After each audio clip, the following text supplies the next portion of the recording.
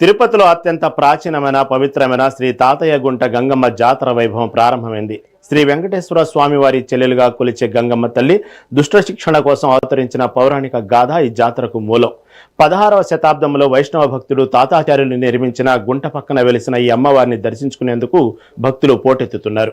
9 రోజుల పాటు సాగే ఈ వేడుకల్లో విభిన్న వేషధారణలు, ముఖ్యంగా పురుషులు, స్త్రీ వేషధారణలో మొక్కులు తీర్చుకోవడం ఇక్కడి ప్రత్యేకత.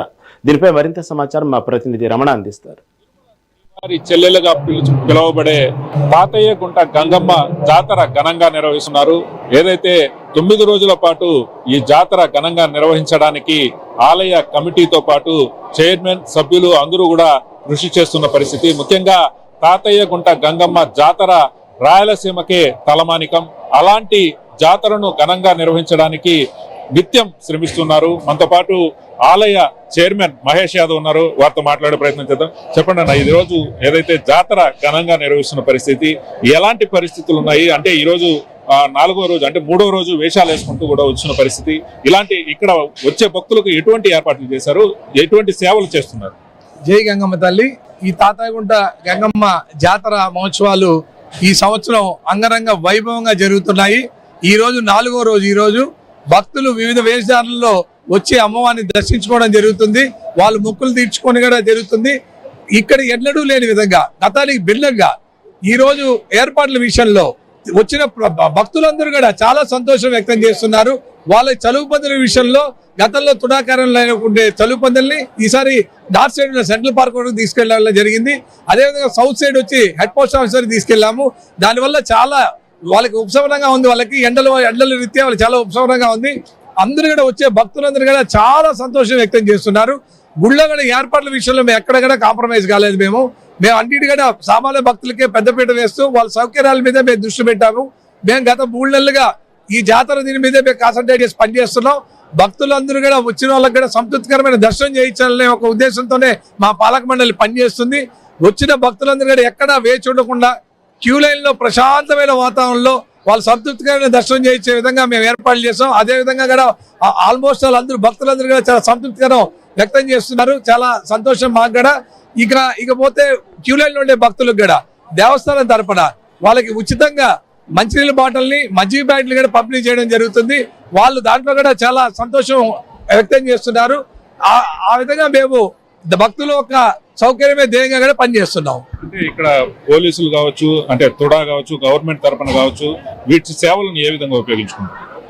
మాకు ఇట్లా టీటీడీ నుంచి, ఇట్లా కార్పొరేషన్ నుంచి, అట్లా తుడా నుంచి, ముఖ్యంగా పోలీస్ డిపార్ట్మెంట్ నుంచి పూర్తి సహాయ సహకారాలు అందిస్తున్నారు. వాళ్ళ వల్లే మాకు ఇంత సజావుగా జరిగేదానికి కూడా ముఖ్య కారకులు వాళ్ళే. అట్లా ముఖ్యంగా టీటీడీ చైర్మన్ గారికి మేము ప్రత్యేకంగా ధన్యవాదాలు తెలియజేస్తున్నాం.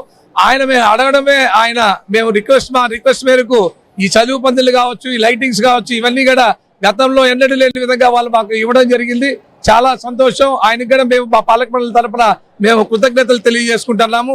ఒక పక్క కార్పొరేషన్ వాళ్ళు ఇక్కడ శానిటేషన్, ఇప్పుడు మనం చూడొచ్చు పక్కన కూడా కింద పడిన ప్రతి ఆకు కావచ్చు, ఒక చిన్న పువ్వు కావచ్చు, ఇమీడియట్లీ వాళ్ళు తీయడం జరుగుతుంది. చాలా శుభ్రంగా, చాలా నీట్ అండ్ క్లీన్ గా చాలా పద్ధతిగా చేస్తున్నారు.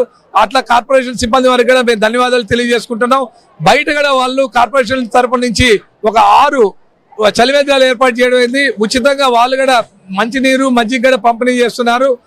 అదేవిధంగా మెడికల్ డిపార్ట్మెంట్ వారు హెల్త్ క్యాంపులు ఉన్నాయి. ఇక్కడ మెడికల్ క్యాంపులు 3 మెడికల్ క్యాంపులు ఇక్కడ పెట్టడం జరిగింది. ఎక్కడ కూడా చిన్న ఇబ్బంది లేకుండా భక్తులకి వాళ్ళు చూస్తున్నారు. ఇట్లా తుడా తరపు నుంచి అయితే మాకు కళాకారులకి ఇక్కడ డైలీ కూడా ఇక్కడ ఇందిరా మైదానంలో ఒక పక్క సాయంత్రం 6 గంటలకంతా కచేరీలు, దాని తర్వాత నాటక కార్యక్రమాలు కూడా నిర్వహిస్తున్నారు. వచ్చిన భక్తులంతా కూడా కాసేపు ప్రశాంతంగా అక్కడ కూర్చొని అవి చూసి వాళ్ళు సంతృప్తికరంగా వెళ్లే విధంగా అన్ని ఏర్పాట్లు చేయడం జరిగింది.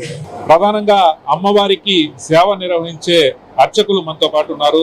రామకృష్ణ శర్మ గారు, వారితో మాట్లాడే ప్రయత్నం చేద్దాం. చెప్పండి స్వామి, ఈ రోజు ఏదైతే అమ్మవారి జాతర అంగరంగ వైభవంగా జరుగుతుంది, ఈ 9 రోజుల పాటు ఎటువంటి కార్యక్రమాలు ఉంటాయి, ఎటువంటి వేషధారణతో ఇక్కడ ప్రజలు వచ్చి మొక్కులు చెల్లించుకుంటున్నారు, పూర్తి విషయాలు మా మెగా9 టీవీకి తెలియజేయండి.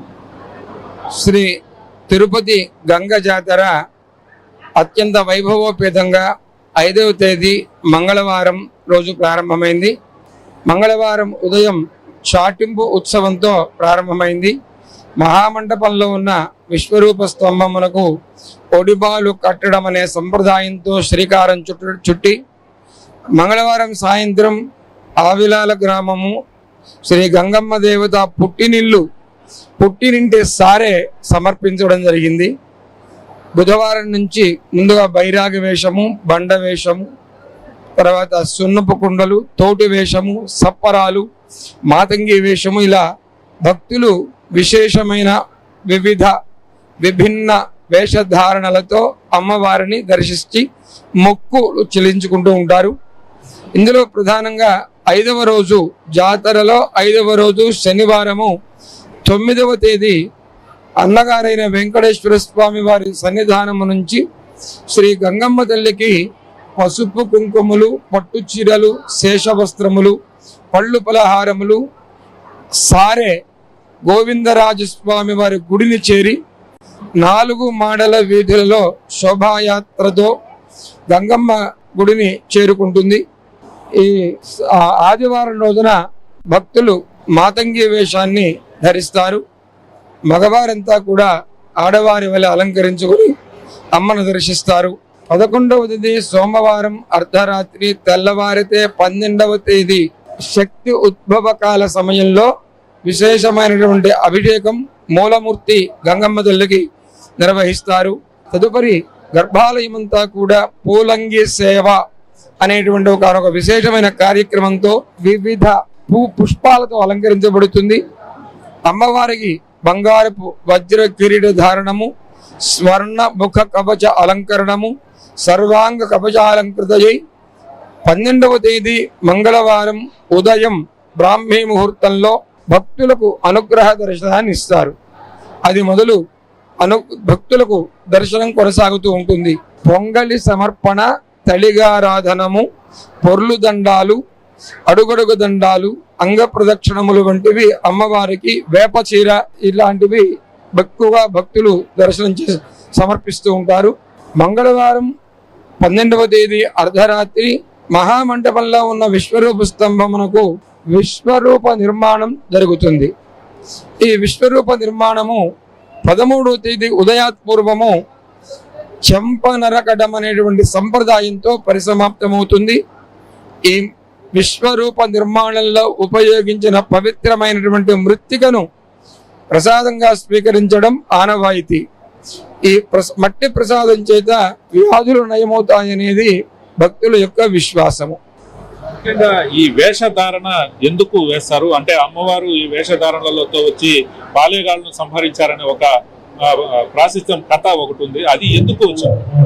ఒకప్పుడు పాలెగాళ్ళు ఈ తిరుపతిని పరిపాలించేవారు.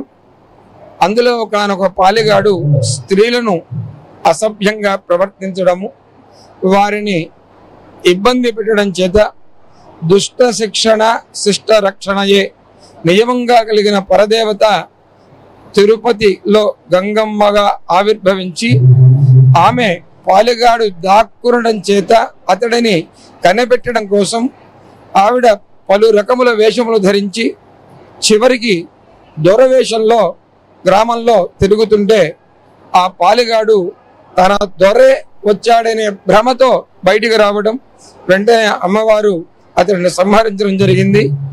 నాడు దుష్ట శిక్షణ కోసం అమ్మ ధరించినటువంటి వేషములు ఆమెకు తృప్తిగా మరలా భక్తులు అవే వేషములు ధరించి అమ్మను దర్శించి అమ్మను అనుగ్రహాన్ని పొందుతున్నారు.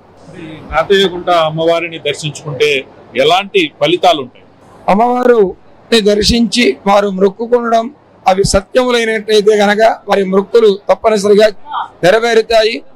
విశేషమైనటువంటి ఆ మహామహిమాన్వితమైన శాక్తేయ మూర్తి అనడంలో సందేహం లేదు. ముఖ్యంగా ఏదైతే తిరుపతి పట్టణాన్ని గతంలో పాలేగాళ్ళు పరిపాలించేవారు, ఆ పాలేగాళ్ళు పరిపాలించే సందర్భంలో ఒకానొక పాలేగాడు ఈ తిరుపతి ప్రాంతంలో ఉండే మహిళలను చెరబట్టడంతో అమ్మవారికి ఆగ్రహం వచ్చి అవిలాలలో జన్మించిన అమ్మవారు తిరుపతిలో వెలిశారు. అటు తర్వాత ఆమె ఆ పాలేగాడిని సంహరించడానికి ఆమె వివిధ వేషధారణలు వేసుకుని ఆ పాలేగాడిని సంహరించడానికి పూనుకున్నారు. ఈ నేపథ్యంలోనే ఈ గంగ జాతరకు వేషధారణ ధరించి ప్రజలంతా కూడా మొక్కులు చెల్లించుకుంటుంటారు. ముఖ్యంగా పాలేగాడిని సంహరించడానికి దొరవేషంలో అమ్మవారు వేసిన సందర్భంలోనే పాలేగాడు దాంకొని ఉన్న పాలేగాడు బయటకు రావడం, ఆయనను ఏదైతే అమ్మవారు సంహరించడంతోనే పాలేగాడు హతమారిన పరిస్థితి అవుతుంది. ఈ నేపథ్యంలోనే వివిధ రకాల వేషధారణలతో ప్రజలు అమ్మవారిని దర్శించుకుని తమ మొక్కులను చెల్లించుకుంటూ ఉంటారు. దాదాపు ఈ 9 రోజుల పాటు జరిగే ఈ గంగ జాతర ఏదైతే ఉందో అంగరంగ వైభవంగా జరుగుతుంది.